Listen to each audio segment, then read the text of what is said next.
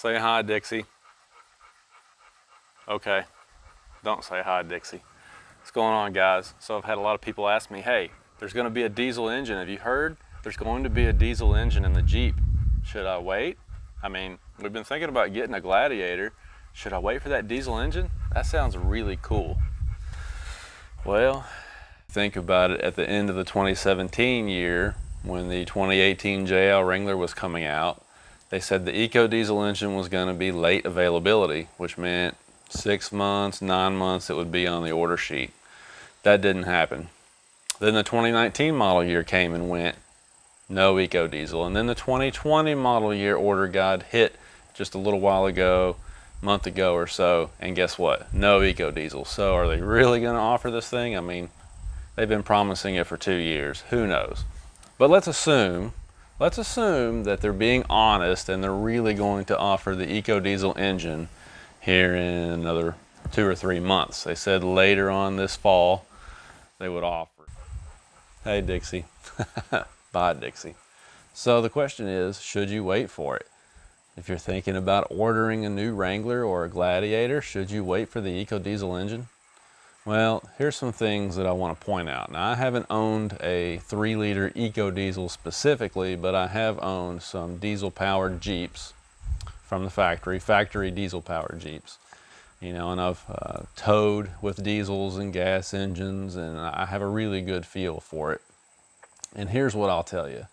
In my experience, first of all, you're looking at a big upfront cost, okay? Estimates are somewhere around $5,000 just to get the EcoDiesel option. Okay, so that's a lot of money. $5,000 will buy a lot of gasoline. Then you also have the fact that according to AAA, diesel fuel on average is about 50 cents per gallon higher in this country right now. In my area, sometimes it's 60 or 70 cents per gallon higher for diesel. In addition to that, AAA also tells us that only 55% of the stations in America sell diesel fuel, so it's harder to find. I remember once when my wife and I took a vacation, we drove from Kentucky down to Florida in the diesel Jeep, one of the diesel Jeeps that I used to have, and on the way back, you know, we got down about 1/8 of a tank. I decided it was time to find some fuel because I like to keep it kind of full. I didn't like to run it all the way out. It's bad for the pumps. So I got down to about 1/8 of a tank, started looking for diesel fuel, couldn't find any. I can't remember if we were on I-65 or 55, but it was one of those two interstates headed northbound. Couldn't find diesel fuel. You know, one interchange after another, couldn't find diesel fuel. Then I finally found a diesel fuel station, but it was for the commercial truck, so it had the big nozzle. It didn't have the small one that would fit my Jeep.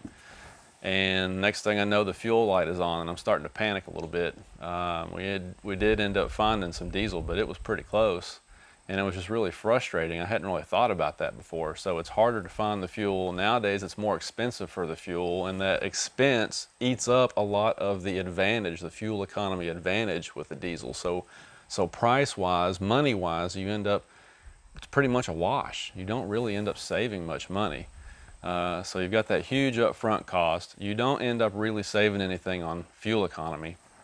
Then you have to own and maintain the thing. The EcoDiesel requires a lot more oil. The oil is more expensive. The filters are more expensive. If you have to buy parts when you're just out of warranty, they're way more expensive. My diesel Jeep, you know, normally you'd spend 10 or 15 bucks on a thermostat for a gas engine. I had to replace the thermostat on that diesel. It was $105 just for a thermostat. I knew guys that were having some issues with the heads, the valve train. They were spending $7,000, $8,000 to get valve train jobs done, to get head work done. You know, get up around 100,000 miles, you got to start thinking about that kind of stuff. Everything is more expensive for the diesel. At the end of the day, if you do the math, if you look at your maintenance costs, your upfront costs, your fuel costs, all of that, you crunch it all, you do the math, the average driver in America, let's say you drive around 15,000 miles per year, you're not going to save money. It's not going to happen, period. So the question becomes, what is the real advantage of the diesel? Well, if you tow all the time, I mean, you always have a trailer behind the truck, then the diesel can make sense. Even if you're not going to save money, still it can make sense because it's just going to pull the load a little bit easier. Obviously, diesels have a lot more torque. It's going to feel a little better. Whether you save money or not, it's going to feel a little better. But for most people who tow occasionally, you're off-road occasionally, most of the time you're on-road driving this thing to and from work or school or what have you, there's just not really much advantage. I mean, there's just not. So if you're looking at the Gladiator and you're thinking, maybe I should wait for the diesel, I'm going to encourage you to start thinking about running the numbers, you know, look at everything, think about the problems that the EcoDiesel has a history of. You know, those press fit cam gears that spin free, wipe out the engines, you know, and the emissions issues, the turbo issues, you know, all the things that were killing those engines. You know, FCA did a lot of full engine repairs on the Ram trucks with the second generation of that engine. And yeah, they're saying that this new Gen 3 engine is 80% new, but what that really means is it's 80% unproven and 20% old. That's what it really means. So just do the math on it, think about it, talk to some people that have had the things and have put a lot of miles on them. You know, the All Par forum right now has a long thread going. A lot of guys who are on the inside and know about those engines have talked about how unreliable they are, how most of them that they sell end up coming back to the dealership with issues. They've done a lot of full engine replacements and a lot of really expensive repairs on them. So, I mean, financially, it just doesn't make sense to me. And I love diesels. I grew up with diesels, love them. Like I said, owned a couple of diesel Jeeps. Just a big fan. But in today's world, with all the regen and emissions controls and the way that diesel fuel is now more expensive, and just you just add up everything and it's not worth it anymore. I mean, it's just not. And so personally, I mean, I wouldn't wait around for the EcoDiesel. I would go with a Pentastar if it was me. It's proven, it's reliable, it's inexpensive, it's easy to service and maintain. It's going to get the job done. No, it doesn't have as much torque, but there's something to be said for a reliable, dependable engine that's going to get the job done day after day. That's just my opinion. Having said that, when the EcoDiesel is available, if it's ever really available, I'm going to go test drive one and show you what I think about it. I just want to get a feel for it and see, you know, what it's really like, you know. Camera keeps trying to focus. Sorry about that, but anyhow, I just wanted to point that out because I think there's a lot of people who buy these things based on feel. Same thing in the Wrangler. A lot of people see, ooh, turbo engine, gotta have that. And they go and they drive it and it feels pretty good. Yeah, that's what I want, that's what I want. And they don't stop to think about those coolant lines running under the Jeep that are gonna end up leaking. The 48-volt battery system, which is gonna end up being a problem. The intercooler, the turbos, direct injection, which causes coking and sooting on your intake valves and everything. I mean, there's just so many things that are going to end up being an issue on those little turbo engines. Been there and done that also. And people don't think about that kind of stuff. They buy based on feel only and they're not looking ahead. And so hopefully this helps somebody. I mean, you're shopping these Jeeps, you're spending a whole lot of money on these things. You want to get something that's going to last and it's going to work for you long term. And so just do your homework, guys. Look at all the pros and cons of these things before you end up buying, okay? And if you do that, you'll end up being happy with your Jeep for a long time. And one more thing I'll talk about briefly here is Ram or Gladiator. Which one's the better buy? A lot of guys have noticed that you can go, as far as money goes, as far as the price goes, you can go and you can get a Ram for less money than a Jeep Gladiator. So why would you get a...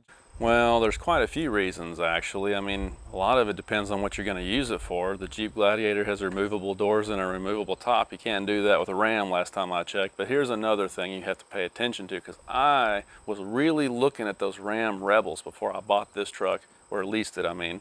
And the thing I noticed was that the residual values, the banks, you know, put a residual value on these vehicles when they're new. So like 3 years, 4 years down the road, they estimate what the thing's going to be worth.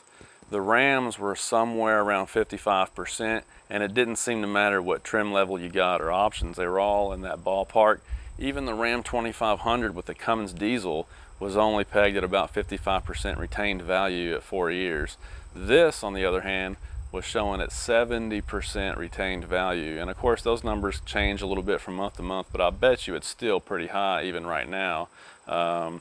So when you do the math on that, even if this truck's $5,000 more money, 3-4 years down the road, it's going to be worth more money. So that really makes the case for this truck. If you lease it especially, you're going to have a better payment. But even if you buy the thing, you're going to have something that's going to retain its value better. It's going to be worth more money. You know, like I said, very few people keep one of these trucks until the wheels fall off of it. You may decide a few years down the road you want to trade it in and get something new, who knows, or sell it or what have you. This is going to be worth a lot more money 4 years from now than a Ram is. So that's just something else to consider. Yeah, these things are really expensive. Some people call them overpriced for what they are. I won't argue that. They are pretty expensive. But when you consider the resale value and how they keep that value over time, it makes them look like a whole lot better deal. So keep that in mind also. Where are you going, Dixie? Hey guys, so one other thing, you know, the camping trip I was planning. Next weekend, the 27th, we were going to go down to LBL and try this truck out, maybe try the winch out, get it stuck if we can, you know, see how it all works. But my buddy that was going to go with me kind of backed out on me. His wife basically told him that he has other plans. So that means we're not going to go camping next weekend, but the trip is still going to happen. It's just being postponed. So I just wanted to give you an update on that. We're going to get this truck off-road and try it out again. But you know what? It's just going to take a little bit longer. And besides, right now it's really hot and dry. There's no mud to play in right now anyway. So stay tuned. Bear with me. We'll get it out there. We'll get it out there in its element where it belongs.